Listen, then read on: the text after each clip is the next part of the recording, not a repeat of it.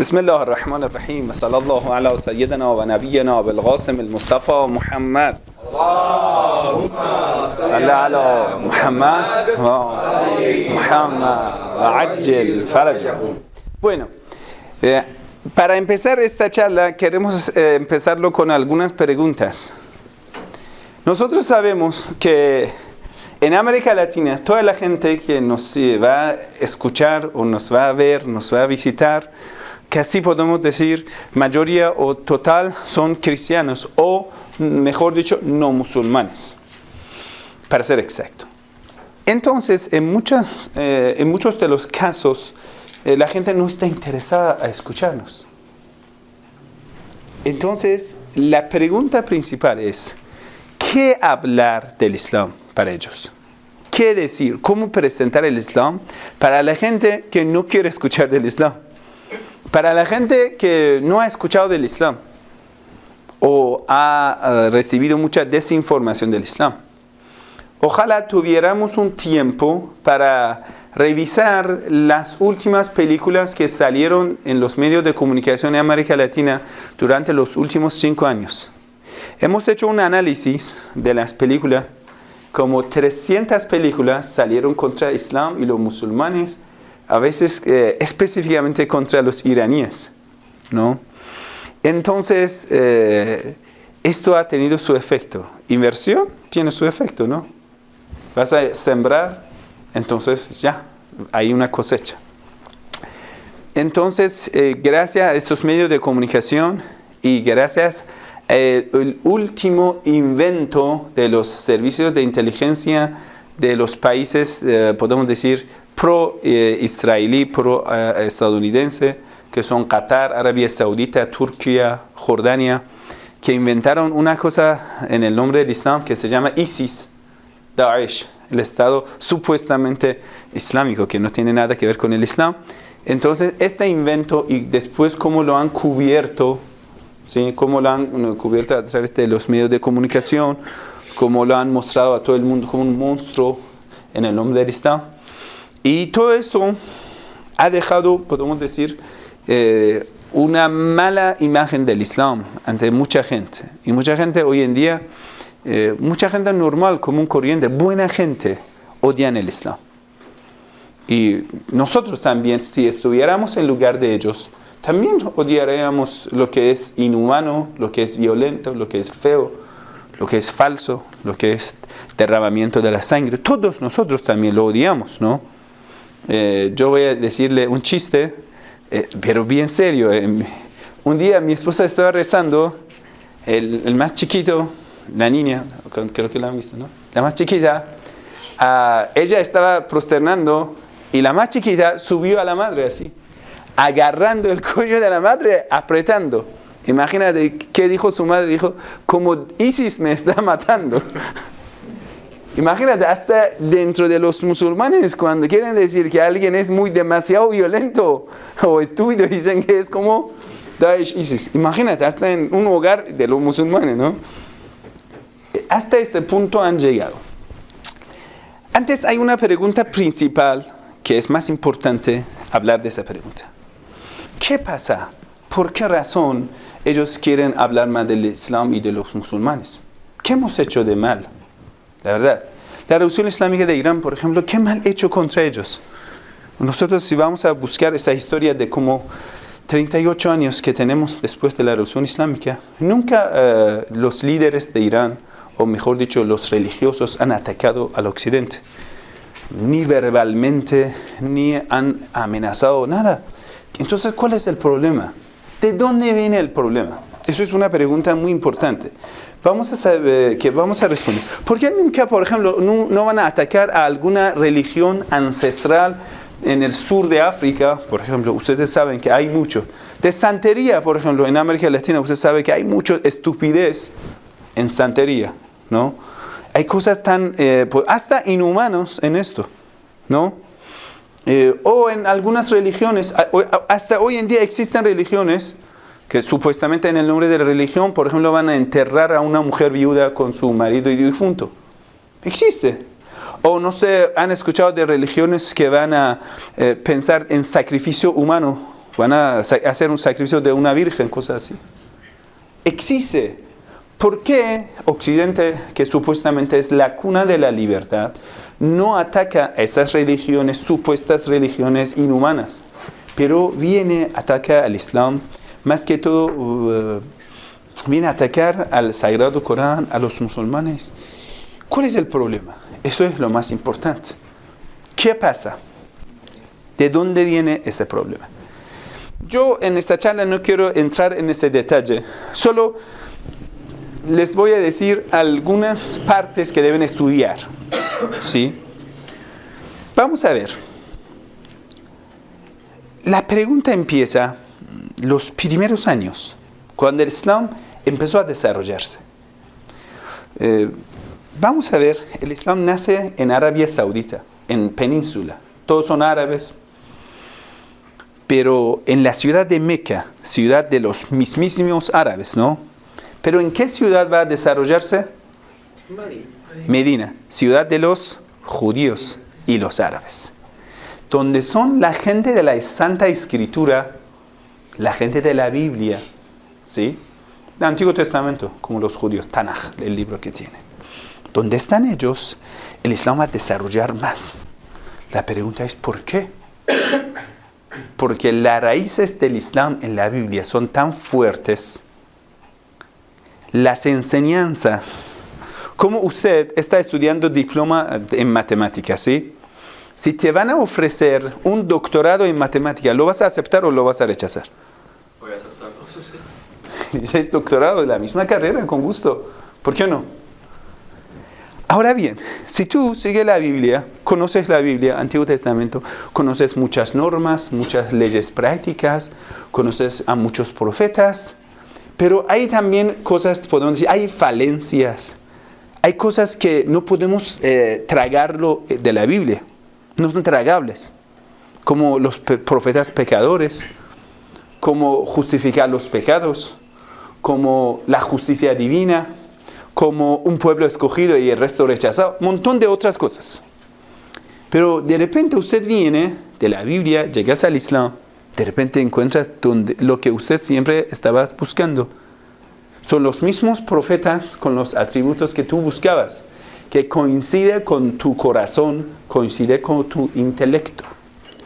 Todo lo que haya sido tergiversado en otros libros lo vas a encontrar en el Islam intacto, y más que todo en el Islam Shia, de escuela Ahlul Bayt, que es un Islam en base de amor, respeto al prójimo, servir al prójimo, y son cosas interesantes.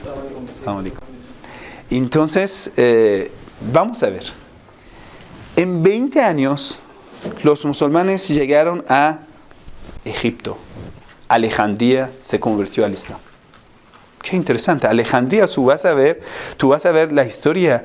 Es el centro de estudio de filosofía entre los judíos, como el punto de desarrollo de la filosofía occidental. ¿Sí o no? Los grandes filósofos como Filón de Alejandría son. Es el centro, es la ciudad donde fundaron los grandes filósofos en Occidente. ¿Por qué abrazan rápido el Islam? Entonces, rápidamente el Islam llega a Babilonia, abrazan el Islam, llega a Jerusalén, abrazan el Islam. Y vas a ver cada ciudad, van a abrazar el Islam y rápido desarrolla el Islam hasta llega a punto que muchas partes del mundo, podemos decir, cristiano y judío, o mejor dicho, la ciudad donde nació el cristianismo, Jerusalén, un montón de otras ciudades alrededores, y hasta Antioquía llega el Islam. Casi todos los grandes santos son de esa zona. El Islam llega a Irán, un gran país con una cultura, una civilización grande, pero rápidamente ese país se va a convertir al Islam. La pregunta es ¿por qué y cómo? ¿Qué pasa? ¿Qué tiene el Islam? Toda la gente son fanáticos, estúpidos y buscan derramar sangre. Tal como Occidente dice, estos son extremistas que abrazan el Islam, ¿no? No, imposible. Islam debe haber tenido algo. Más que todo los iraníes, los persas, que los árabes, a ellos dicen ayam. Ayam significa sordo. Sordo significa la persona que no tiene lengua comprensible. Ellos decían, sordo, como que tú no hablas árabe, entonces eres sordo. ¿Sí? No puedes hablar idioma humano. Los árabes a los otros, como a los persas, decían ayam. Imagínate, podemos decir, dos civilizaciones entre los árabes y persas siempre era un choque cultural grande. ¿Qué pasa? Que de repente todos los persas van a abrazar el Islam. Vamos a ver. Donde haya llegado el Islam, la versión que tiene Ahlul Bayt, vamos a ver, el Islam omeyes y el Islam de los abasides. Los dos son califatos, no son islámicos. Islámicamente no son correctos. Pero vamos a ver la diferencia principal entre los omeyes y entre los abasides es amor de Ahlul Bayt. Los omeyes son quienes han masacrado familias del profeta. Que hoy en día Daesh, ISIS, Arabia Saudita, los wahabitas siguen a los omeyes. La versión del Islam que es, podemos decir, derramamiento de la sangre. Donde haya llegado solamente los omeyes, quiere decir, no haya llegado el amor de Ahlul Bayt, el Islam no puede quedarse. Vamos a ver la zona donde ha desarrollado el Islam. Todo el norte de África llegaron los omeyes y después enseguida llegaron los abasides. Entonces el Islam se quedó. Nunca el Islam del norte de África se desapareció. Bueno, en el tiempo de los otomanos el Islam llegó hasta el corazón de Europa. Se quedó. Usted vaya a ver ahora Alemania, Bosnia, todos siguen musulmanes. Quiere decir, el Islam donde llegó ya sigue. Vamos a ver, centro de Asia, en sureste de Asia, sudeste de Asia, todo eso Islam se quedó. Malasia, Indonesia, todos los países. ¿Por qué? El Islam en el tiempo de los abasides llegó, que los abasides levantaron una bandera negra como la venganza de la sangre del Imam Hussein. Ojo con eso. Abu Muslim Khurasani, cuando ellos levantaron la bandera, decía Ya le Sarat al-Hussein. En el nombre del Imam Hussein, el amor del Imam Hussein, ellos se levantaron. Bueno, después ellos mismos también mataron a otros imames. Ojo. Pero igual tenían algo, no eran enemigos de Ahlul Bayt. Tenían un Islam que permitía el amor de Ahlul Bayt. Donde llegó el Islam con el amor de Ahlul Bayt se arraigó, se quedó bien fuerte, estableció bien fuerte y nunca desapareció. El único lugar que el Islam llegó, y podemos decir con poco de esa versión correcta, era en Andalucía. Llegaron los omeyes. Nieto de Shemr, quien degolló al Imam Hussein, cuando llega en el año cerca de 850, llegó a Andalucía, al sur, Córdoba. Lo recibieron y le pusieron como rey, por el honor de su abuelo, que mató al Imam Hussein. Imagínate, estos omeyes. Este análisis en parte es correcto, lo que estamos diciendo, porque siempre estaban los omeyes ahí, levantando el nombre Yezid. Hasta hoy en día el nombre Yezid es un nombre, usted conoce en América Latina. ¿De dónde viene? De los omeyes de Andalucía. ¿Me entiende? Sí, un poquito de chiitas siempre estaban, pero no era, el gobierno era de los omeyes. ¿Me entiende? En muchas partes.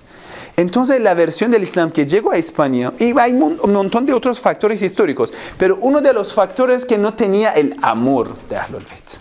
Y no se quedó. Nunca ustedes han preguntado, ¿qué pasa que en España el Islam llegó y después desapareció? Pero en ningún otro lado del mundo el Islam llegó y no desapareció. ¿Cuál es la diferencia? El Islam que llegó a España, Andalucía, era la versión de omeyes. ¿Sí? Eso es la diferencia principal.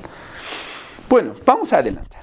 Entonces nosotros vemos que una persona siendo una buena cristiana, un buen judío, si quiere la verdad buscar lo que a él le falta dentro de su religión, lo va a encontrar en el Islam. ¿Sí? El Islam es una forma de la vida más completa, más perfecta, intelectual y aún más. Usted sabe, nosotros estamos hoy en día hablando de un ataque cultural. Decimos medio de comunicación, Hollywood, todo. Hablamos de ataque cultural, ¿sí? Pero es interesante que en medieval hablaban de otro ataque cultural. Cuando enviaban a sus jóvenes a Bagdad para estudiar arquitectura, música, astronomía, medicina, un montón de otras cosas, cuando los jóvenes europeos volvían a Europa, hablaban árabe, cantaban canciones árabes. Ellos decían, mira, hemos sido víctimas de ataque cultural de los musulmanes. Toda, podemos, patrimonio humana, la herencia científica de los griegos, no ha sido traducido directamente al latín, sino ha sido traducido primero al árabe, de árabe ha sido traducido al idioma latín. ¿Sí? ¿Qué quiere decir? Quiere decir, todo lo que usted ahora va a ver de las ciencias, química, física, astronomía, un montón de otras cosas, que hoy en día existen en Occidente, tú vas a estudiar, vas a ver las raíces de los musulmanes. Hasta 5 siglos antes, hace siglos estudiaban el libro Qanun en medicina de Avicena. De otros sabios también. Canon de Avicena. Qanun, se llama Qanun, la ley.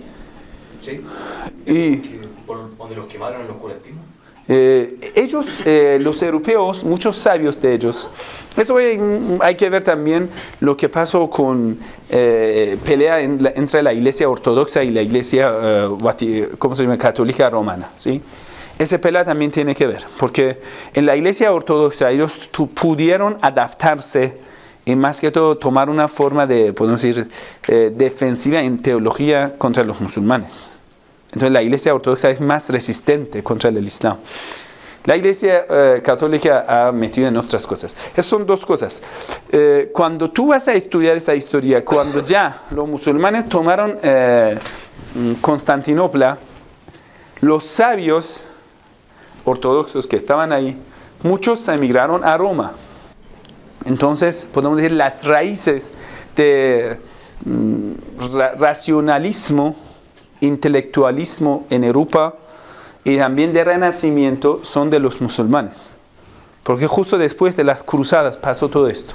Después de las cruzadas recién ellos conocieron que el mundo no es solamente Europa, que ellos vivían en oscuridad de su ignorancia.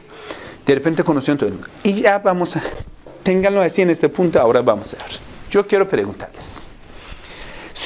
Nosotros hemos conocido una versión del Islam, el Islam del amor, el Islam del misticismo, el Islam de la paz, el Islam de la satisfacción espiritual, el Islam del desarrollo, el Islam de intelectualidad, el Islam del gobierno, el Islam de la justicia. Que es un Islam también a su vez resistente y fuerte. Ustedes ven un país que se llama República Islámica de Irán, que es el único país donde podemos decir supuestamente mayoría de las leyes son islámicas. Y es el único país en el mundo que quiere ser islámico. El resto de los países islámicos son seculares, no tienen nada que ver con el Islam. Usted dime un país que sea República Islámica. Sí, Pakistán supuestamente es una República Islámica, pero ¿qué tiene que ver con el Islam? ¿Sí? Quiere decir, las normas islámicas no rigen en Pakistán. Es República Islámica de Pakistán, pero no. En otros países tampoco. ¿Sí? O son laicos o son monarquías, dictadores y ya, no tiene nada que ver con el Islam. Entonces, el único país que tiene un poquito del Islam, nosotros podemos decir, un poco de sal del Islam hemos echado en la comida persa. ¿Sí?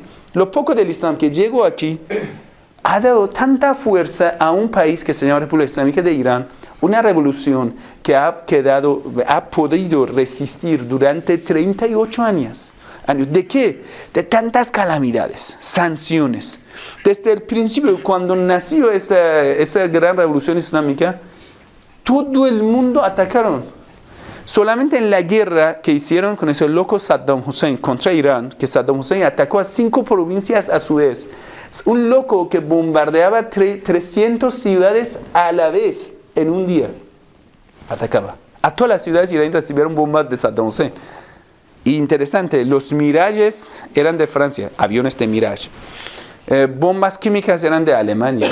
No sé, soldados eran de casi de todos los países árabes. Más de 72 países fueron capturados durante esa guerra de parte de Irán. 72 nacionalidades diferentes fueron capturados en la guerra con Irak. Todo el mundo estaba contra un solo país. ¿Cómo pudo resistirse? Un país que durante los últimos 200 años no ha atacado a ningún vecino. Irán. No nos importa la nacionalidad persa o Irán, no. Estamos hablando de un pensamiento que está en base del amor de Ahlul Bayt, un racionalismo, un pensamiento filosófico en base de argumentos intelectuales, lógicos, que puede ser presentable para todo el mundo y a favor de la justicia. Yo un día quería hablar para los framasones, ustedes conocen, ¿no? Me invitaron a una, ¿cómo se llama este gran templo? Logia Amazonia, sí, me invitaron. Sí, eran como 50 profesores, todos titulares, ¿no? Eran decanos, no sé, jefe de departamento, un montón de cosas, personas con calidad, alto nivel. Yo entré y, ¿de qué voy a hablar? ¿De qué voy a hablar? ¿Qué tenemos de la ventaja? Porque usted sabe que ellos tienen un lema que racionalismo, nosotros seguimos la ciencia, intelectualidad, un montón de cosas, ¿no? Entonces tú deberías hablar de la misma forma con ellos, ¿no? Yo estaba pensando, ¿de qué voy a hablar? ¿Qué tenemos que ellos no tengan? Yo debería decir una ventaja del Islam tan fuerte, tan claro, tan irresistible, que ellos lo acepten. Yo estaba pensando, ¿qué vamos a presentar? Bueno, sabemos hoy en día el problema del mundo es político. Todo el mundo. ¿Ya? En Estados Unidos, que es el país, según ellos, como el país más poderoso del mundo, apoya a los asesinos, hace guerra donde quiere, tiene base militar en todo lado, mata, asesina a los presidentes en su palacio, hace de todo. Y no pasa nada, porque tiene poder, fuerza militar, soldado, todo. El resto de otros países, otros poderes mundiales hacen lo mismo. Rusia hace lo mismo, no queremos defender ningún otro país, ¿no? Quiere decir, cada uno, debido al poder militar que tiene justificado cierto límite de crímenes, ¿no? Entonces casi todo el mundo está sufriendo algo de parte de los políticos, así, en totalidad. Los bancos roban, ¿sí? Y ya, ¿cuál es el problema? Yo ahí presenté 3 tipos del gobierno que hoy en día existen en el mundo. Yo a ellos, a los masones, pregunté una cosa. ¿Cuál es más lógico? Vamos a ver. El tipo del gobierno que existe en los Estados Unidos, por ejemplo, y también en otros países, que es un gobierno que lo que garantiza el poder del gobernador es la fuerza y amenaza. ¿Cuál es lo que garantiza el poder del presidente Obama? Él tiene poder militar. En cuanto alguien más se rebelde, desobedece, ¿qué tiene? Amenaza. Amenaza económica, amenaza militar, amenaza. ¿Sí?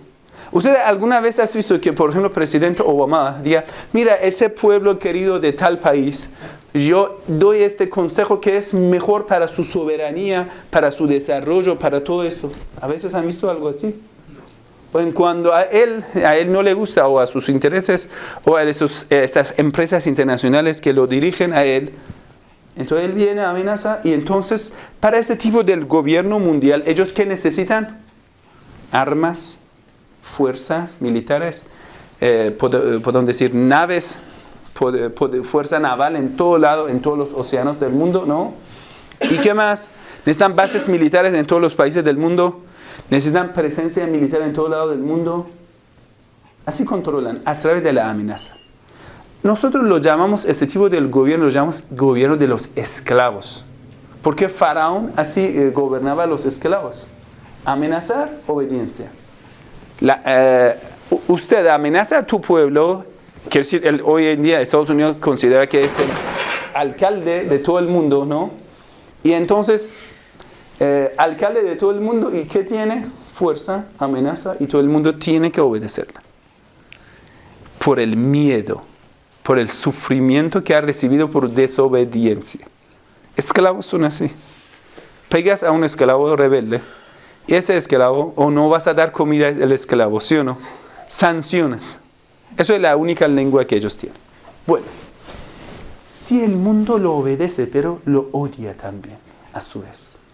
¿Por qué muchos pueblos del mundo odian a los Estados Unidos? ¿Porque tiene una raza de, no sé, ojo azul? No. ¿Porque son, como dice, de sangre azul? No. ¿Porque ellos viven en el norte? No. Porque ellos tienen este formato de pensamiento. ¿Por qué? Cuando vamos a ver historia de Estados Unidos, el país de los cowboys, de los gangsteres, usted va a saber como 200 años que uno mataba a otro y la única forma de controlar ese país de los, puedo decir, de los salvajes era poner wanted, fulano wanted, ¿no? Usted sabe, buscado. Sí, entonces ya ponían precio por la cabeza. Ese formato ahora lo han sistematizado de una forma que ya el país lo gobiernan a través de esta amenaza, fuerza y todo. Eso es el gobierno de Estados Unidos. En base de la sangre, presencia militar. Bueno, todo el mundo lo odia, listo. Es bien claro. Vamos a ver. Este formato, nosotros decimos, así tú no puedes ser un buen papá para el mundo. Tú no puedes ser un buen gobernador. Los pueblos del mundo ya están callados por el miedo. Pero algún día van a ser rebeldes. Como lo que hizo Irán. Durante tantos años ellos robaron nuestro petróleo. Decían, este líquido sucio que ya tienen no sirve para nada. ¿Qué? Entonces les vamos a salvar de ese líquido asqueroso que era petróleo. Salvaban el pueblo iraní durante 50 años. Lo robaban de nosotros. ¿Y qué pasa? A todo lado del mundo lo hacen lo mismo. ¿Sí o no? Vamos a ver el siguiente tipo de los gobiernos. Y nosotros lo llamamos gobierno de los piratas. ¿Qué significa gobierno de los piratas? Un capitán de un barco de pirata, ¿qué hace? Roba, distribuye la fortuna entre los ladrones, ellos están satisfechos. Mientras tanto, él pueda saciar bien a los ladrones, ellos le van a obedecer. Quiere decir, en otro formato podemos decir, un gobierno que a través de sacar de los demás beneficia a su propio pueblo. Quiere decir, explotamos a otros pueblos, robamos de otras naciones a otras naciones y vamos a satisfacer necesidades de nuestros pueblos. Yo no voy a nombrar a los países, solo voy a decir una cosa. Estos países tienen un carácter muy claro. Lo más mínimo de interés económico se va a perder, el pueblo sale a las calles. ¿Cuáles son los países que va a bajar €1 por ejemplo, decir sueldo de jubilación? Quiere decir, huelga, ¿cómo se llama? Huelga. Sí. Huelga en todos los capitanes de metros, no sé, de obreros. De repente, ¿qué pasa? Esos países son lo más democráticos, ellos tienen de todo. Han construido tantas ciudades bellas del mundo a través de lo que han robado de África, de Asia, de América Latina, de otros países. ¿Sí o no? Se ha construido Londres en base de lo que han robado de India. ¿Sí o no? Se ha construido muchas ciudades de España de lo que han robado de Perú, de no sé, de otros países. Explotación. Ese es otro tipo, se llama el gobierno en base de interés. Te voy a dar tu interés, pero sabes, primero los recursos son limitados. Los intereses son ilimitados.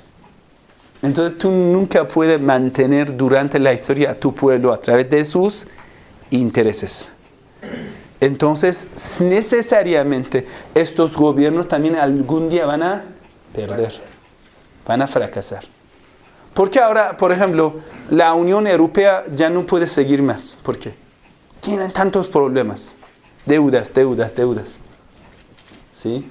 No está en base de podemos decir, servicio al prójimo, amar al prójimo, justicia. No, estos gobiernos no se gobiernan, estos países no se gobiernan así. ¿Sí? Es a través de interés. Yo tengo mi banco, yo voy a ganar más. Son leyes de ganar. Llegará un punto que tú no puedes, podemos decir, dar lo que tu pueblo le interesa o quiere. Entonces, en algún momento van a ser rebeldes. Y cuando va a ser más ese problema económico que está pasando en Occidente, más que todo en los países europeos, van a perder más seguidores. Entonces, lo que garantiza a estos gobiernos es subastecer, se llama, a sus pueblos. Abastecer a los pueblos. Pero llegará a un punto que ellos no pueden hacerlo. Y han llegado a un punto que es interesante, egoísmo total, que los jóvenes, el único que buscan es satisfacción. Entonces una mujer dice, ¿para qué voy a ser embarazada? Voy a estar embarazada, ¿para qué? Yo voy a perder estructura física, ¿para qué? Y el joven dice, ¿yo para qué asumir la responsabilidad? Usted sabe que estos países ya tienen la tasa de crecimiento negativa. Qué raro, ¿no? Que hasta son tan egoístas que ni siquiera le importa el futuro de su país. Hemos educado una generación tan egoísta que ni siquiera piensa en su propia generación. Y eso también es condenado a perder todo. Y ya vamos a ver. Esto yo estaba hablando, todo eso entre los masones. La logia. Esa logia de los masones. Y hemos llegado al último. Yo he dicho, pero hay otro tipo del gobierno. ¿Cómo así? Esos son los dos únicos que hemos conocido, ¿no? Bueno, eso del Oriente, el Occidente, no sé, de la Unión Soviética, todo eso son de alguna forma uno de los dos, ¿sí? O roban de su propio pueblo, ¿sí? Amenazando a ellos a una mezcla de los dos. Como Corea. ¿Sí? O van a robar de otros países para abastecer a sus pueblos. De alguna forma de los países hoy en día en el mundo, a través de esto, beneficio y amenaza, están controlando sus países. Pero vamos a ver, si puede haber otra forma de un gobierno ético, pero ¿cómo vamos a definir un gobierno ético? Si queremos tener un gobierno ético, debemos llegar a un punto que los gobernadores dan un ejemplo ético de la vida. ¿Cómo es el ejemplo de la vida ético? Vamos a ver. Hace 1300 años antes, en todo Medio Oriente llegó una persona llegó al poder. Tenía desde Afganistán, Pakistán, Irán, hasta Egipto, todo en su mano. Entonces era, podemos decir, uno de los gobernadores más importantes de todo Medio Oriente. Pero se narra que ese hombre comía pan seco. Era gobernador de todo Medio Oriente, de más de 20 países de hoy. Comía pan seco. Hasta era tan seco, este pan de trigo tenía más calidad. Pan de malta es más duro y más feo, ¿no? Entonces era tan duro que lo rompía con la mano. O a veces con la rodilla. Así comía. Y cuando su hija un día le preguntó, papá, ¿qué te pasa? ¿Por qué comes este pan tan duro, tan seco? Y dijo, el gobernador debe vivir como el más pobre. Eso le ayudará siempre a estar pendiente a los pobres, primero. Segundo, va a esforzar para ellos y nunca olvidará de ellos. Un hombre que cuando su hermano llegó donde él dijo, hermano, yo tengo 12 hijos. Aqil era su hermano. Y era ciego. Llegó y dijo, hermano, si puede darme un poco más de lo que divides entre toda la gente. Y dijo, no, para todo debe ser igual. Soy hermano del gobernador. No, para todo debe ser igual. ¿Quieres que Dios nos queme en el fuego del infierno? Quiere decir, creer en más allá, pero así presente. No solo más allá es para después de la muerte, no, más allá es para ahora. Vives en más allá ahora. ¿Y qué más? Solamente hemos escuchado esa parte. No. Un hombre que le importa educación de los jóvenes. Cuando ve un joven que está masturbando, lo trae. Va a dar látigo a su mano. La mano del joven va a ser rojo. Pero ya, aquí no se va a terminar el tema. Va a dar la pelata, tanta pelata, que en este mismo día el chico va a casa y va a dormir con su esposa. Le va a casar el chico con una chica y que ya tenga tu chica, tenga tu esposa, seas responsable y no te cometas más. Quiere decir, un hombre que a él le importa la educación de los jóvenes. No es que a mí me importa el dinero. No, más. La economía, la comida. En solamente 5 años del gobierno de ese hombre, va a abastecer pan en aquel entonces que la agricultura era agricultura tradicional en una zona que más de 80% es desierto. ¿Cómo vas a abastecer pan a todos los pobres de todo Medio Oriente de tal modo que ni un pobre va a dormir sin pan? Imagínate, en aquel entonces mucha gente moría por no tener pan. Padre, nosotros que estás en el cielo, denos el pan de cada día, ¿no? Es el más importante durante la historia. Y van a rogar a Dios para dar el pan de cada día. Santificado sea su nombre. Entonces, Él abasteció pan a todos los pobres durante la historia, que es de todo Medio Oriente, en solamente 5 años de justicia. Y por su justicia murió en la mezquita, lo mataron en la mezquita. Porque en su gobierno no existía privilegiados. El más pobre, un esclavo, valía lo mismo que un primo de él. Así le trataba igual. Eso se llama Ali ibn Abi Talib. Eso es el modelo del gobierno que nosotros recomendamos. Y después de él llega Hussein, Hassan, su hijo, después llega Hussein. Este amor llega al corazón de quien, después de cuántos siglos le va a escuchar. Hay un escritor cristiano, se llama George Jordac. George Jordac, un cristiano, gran sabio cristiano libanés. Él escribió un libro, se llama Ali Sautul Idalat al-Insaniya. Ali, el grito de la justicia humana.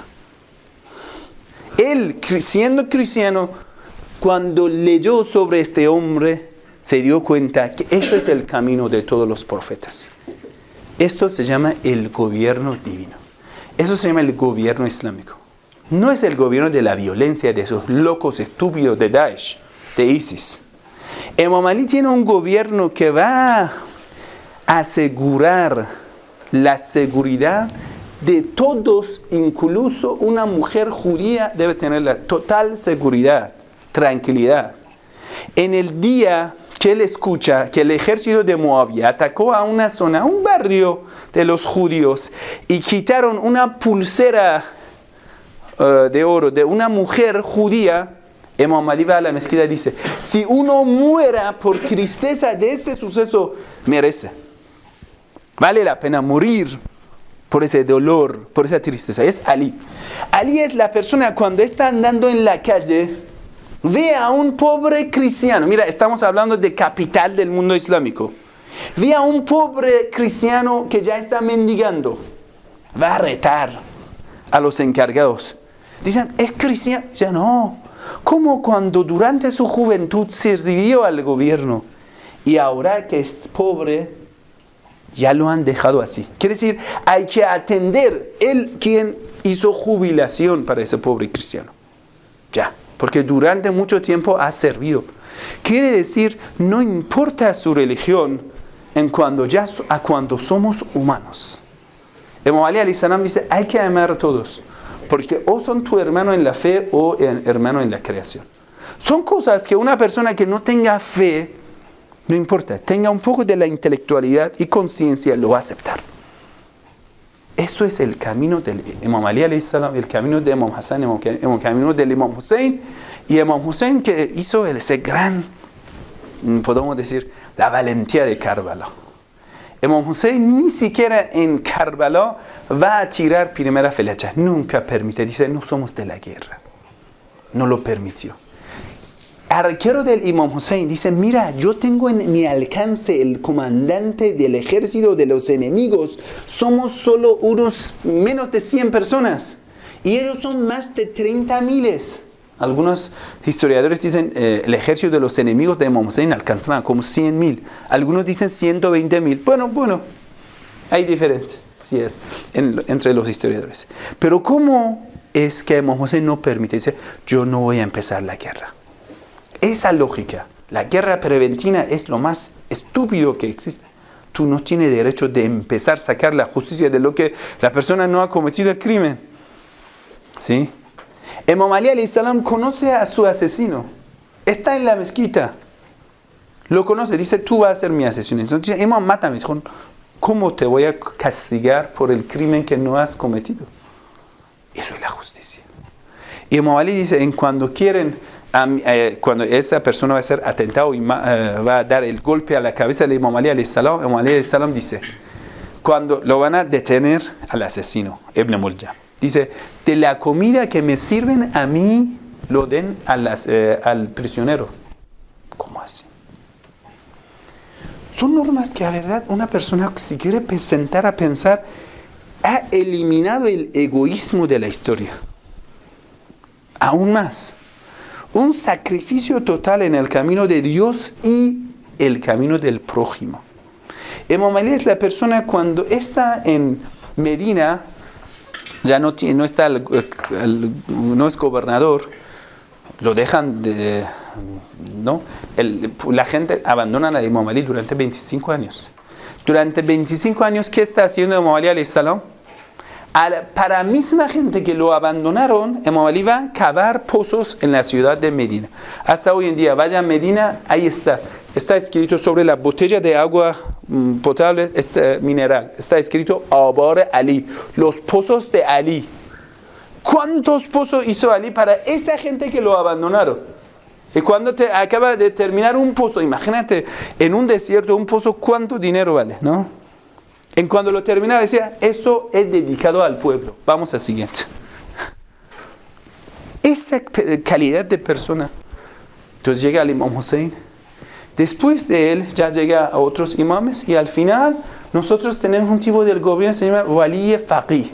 Wali Faqih significa una persona que sea el más sabio para poder poner un gobierno de esa calidad al servicio de la gente, al servicio del pueblo. Un gobierno pacífico, intelectual, fuerte, valiente, sabio, y el gobernador, el Wali Faqih, que tiene todo el poder, debe vivir como el más pobre. Entonces, debe ser el más devoto. Con una mentira ya no es Wali Faqih. Auto cancela el poder.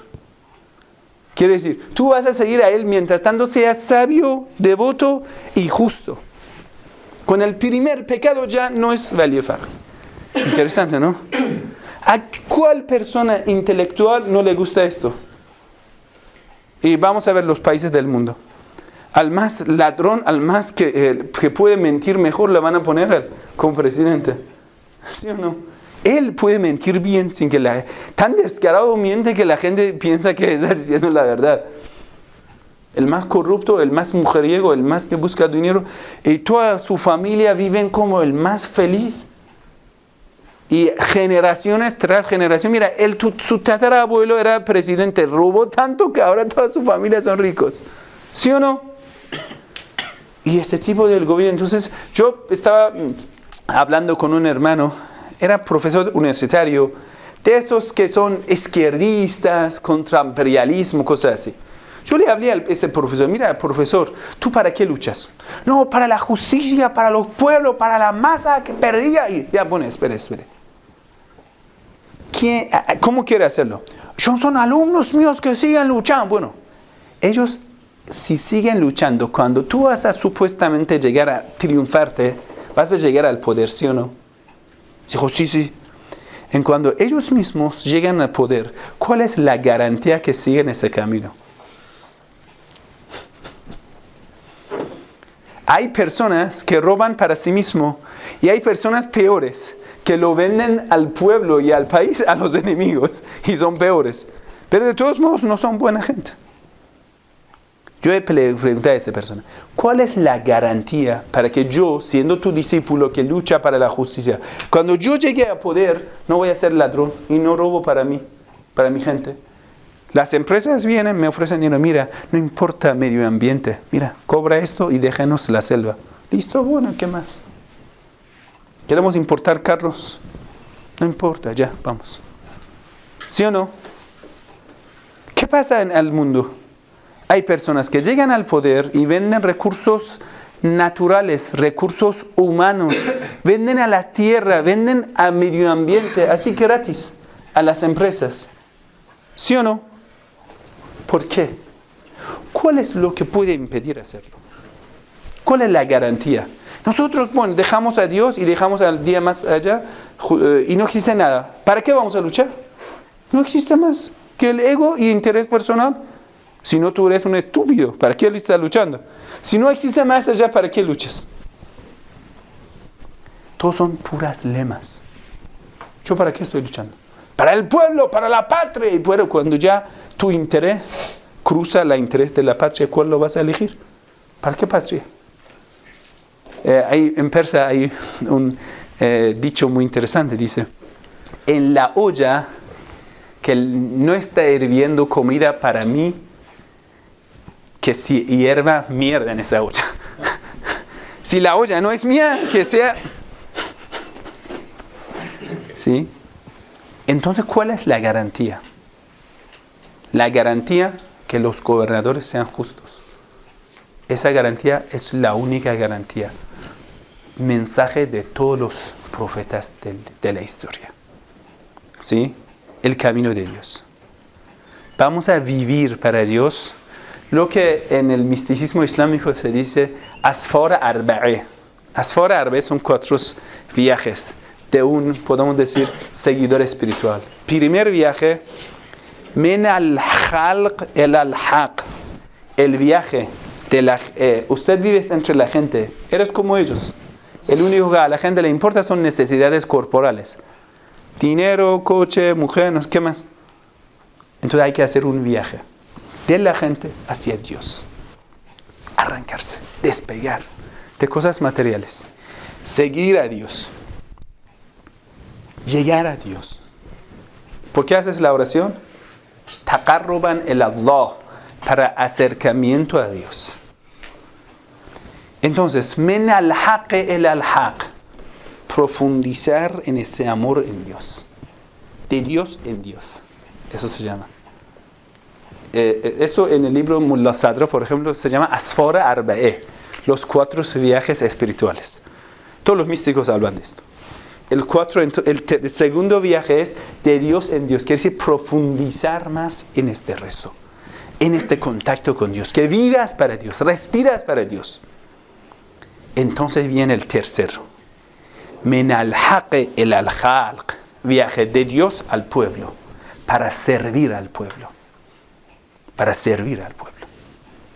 Eso es misión de todos los profetas. Ya llegan para servir. Liyuqiman nasa bil qist, para levantar la justicia. Justicia significa apoyar a los más pobres, apoyar a todos los seres humanos, apoyar a la naturaleza, lo que hoy en día se está perdiendo, ¿sí? Y al final, min al-khalq el al-haq. Cuando termina su misión del pueblo, van a despedir y van a llegar hacia Dios. Son 4 viajes espirituales de la persona que sigue.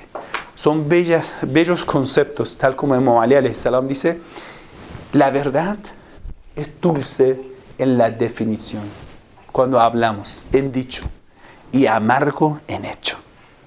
Porque primero que debe hacer es pisar tu ego. Bueno, entonces yo hablé de esto, no más, a estos masones. Y dijeron, sí, es cierto. Yo no he hablado ni de la religión, ni nada de más allá. Solo he hablado de argumentos lógicos, que es tragable, es aceptable, es comprensible para todo el mundo. ¿Sí? Terminamos esta parte de la charla. Al final, ¿cuál es el problema con el Islam? El Islam es el camino que todos los profetas han mostrado a la humanidad para salvar al mundo y salvar a todos los seres humanos. Cada uno merece ser salvado. Y el Islam es el camino que al final del tiempo liyudhhirahu ala ad-dini kullih. Esto va a ser el camino que todo el mundo lo aceptará. ¿Por qué? Porque nuestro gran profeta Jesús va a venir. Él invitará a la gente hacia el último imam, que es el imam Mahdi alayhi salam. Ellos, los dos, van a establecer el gobierno de los justos. ¿Por qué los enemigos están tan preocupados? Invertir tanto dinero para inventar cosas falsas en el nombre del Islam. Violencia en el nombre del Islam. Usted sabe que los wahabitas, Arabia Saudita, son inventos del occidente. Los británicos buscan Lorenz de Arabia. Invento de Arabia, es invento de los británicos, son todos los wahabitas. ¿Sí? Israel es invento de ellos. Y pura violencia. Todo lo que nosotros vemos en el mundo que habla de la violencia es invento de ellos. Al contrario, el camino de Dios es el camino de la paz. Amar al prójimo y servir al prójimo y sacrificarse. Y sacrificar sus propios intereses al camino del prójimo. Esto es el camino que mostraban todos los profetas. Es lindo y bello y da mucha esperanza, y eso es la necesidad del mundo. Entonces, ¿por qué ellos están tan preocupados del Islam? Ellos saben que esta cara de mentira del Islam, que es falso, de violencia, no existe. No es del Islam. El Sagrado Corán dice: la persona que mata a un inocente, no habla de su religión, dice inocente. ¿Sí? Y eso no es solamente para el Islam. Dice: nosotros hemos escrito para los hijos de Israel, quiere decir, en todas las religiones, para los judíos verdaderos, cristianos verdaderos, musulmanes verdaderos, y mejor dicho, para los monoteístas, los creyentes verdaderos. No hay religiones, plural no existe, hay una religión de Dios, no más, que es someterte ante la voluntad de Dios. Entonces todos llevan hacia un camino que es salvarse de los faraones de la historia y aceptar Moisés del tiempo. Y eso es tan bello, tan espiritual, tan lindo y tanto en beneficio de la gente, que la gente cuando lo va a escuchar es como un sediento que llega a la fuente de agua. ¿Quién puede impedir que no toma de agua? ¿Sí? Tantos medios de comunicación están haciendo para que esos sedientos no lleguen a agua y quédense en la esclavitud de la lujuria. ¿Por qué están aumentando tanto en los medios de comunicación, podemos decir, propagando tanto estos pecados, tantas corrupciones, perversiones? ¿Por qué? Porque la gente se quede lejos del Islam. ¿Y cuál es nuestra misión? Es presentar el Islam tal como lo hemos conocido. Pero el primer paso, hay que conocer bien el Islam. Muchas veces nosotros tenemos muchas preguntas. Si tú mismo aún no te has saciado de esa fuente de agua, si tú mismo aún no te has limpiado en esta fuente de agua, ¿me entiendes? Si tú mismo no llevas la luz, entonces ¿cómo quieres iluminar? Entonces, primer paso, siempre, todo lo que los profetas hacían, leyuzakihem, primero purificaban a la gente. Nosotros mismos debemos tener un programa para purificarnos, para ser un buen musulmán, debemos dar el ejemplo de un musulmán practicante. Leyuzakihem, esa ley del Corán dice, los profetas hacían esto. Primero, yuzakihem, purificaban a sus discípulos, wa yu'allimuhum, y después les enseñaban. Porque si tú seas la mina de sabiduría, pero no tengas purificación interior, no tengas sinceridad, tú vas a ser un enemigo de Dios. Porque lo vas a aprovechar de tu sabiduría contra voluntad de Dios. Vas a, podemos decir, abusar de la gente por la ignorancia que tienen. ¿Cuántos sabios han vendido su sabiduría, han vendido la verdad en sus propios intereses, a favor de sus intereses? Entonces, primer paso para nosotros. ¿Cómo vamos a presentar el Islam? Bien corto, en 2 pasos. Debemos purificarnos espiritualmente a través de rezo, ayuno, alejarse de todos los pecados. El segundo paso, estudiar mucho, conocer bien, regar a sí mismo, tomar de esa fuente de agua, estudiar mucho. Puede ser que yo, siendo un sheikh, no sepa muchas de sus preguntas, pero en el Islam existen estas respuestas. Buscar para encontrar, en cuando ya tú tengas esta satisfacción interior, ya puedes transmitirlo a los demás. Eso es el miedo que Satán tiene, eso es el miedo que los enemigos tienen. El Islam es el camino de la paz interior y de la paz exterior. Inshallah, no solamente hablemos, vamos a ponerlo en práctica con bendición de un salawat a la Muhammadan wa ala Muhammad.